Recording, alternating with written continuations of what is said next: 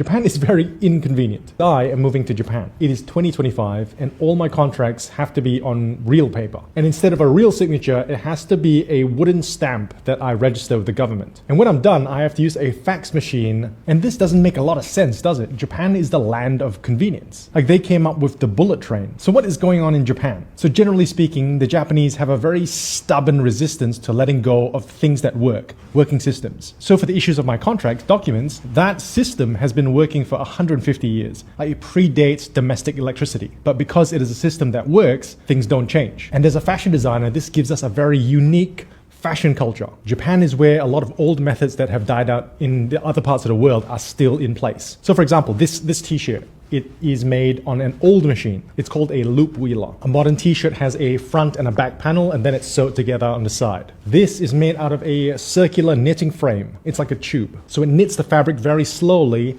and then it drops with gravity. The fabric isn't pulled from the other end, so there is low tension. It is so extremely inefficient. It is so slow. And being slow means that it's a very expensive way to make fabric. And there's no surprise that it has died out everywhere else in the world. But that also means that the fabric is unlike anywhere else in the world. If you're 40 years old and younger, you wouldn't have seen this sort of fabric before. Like we didn't grow up with this fabric, so we don't recognize it. The hand feel is like a very thin, light sweater is the best that I can approximate. And that's just t-shirts. There are all kinds of old antique machines still in Japan. Like you would have heard of selvage denim with the very short looms, also very low tension. Or you would have heard about indigo or other natural dyes, like a bunch of slow, inefficient technologies. But of course, the result of those things are all very wonderful. And the fact that those things still exist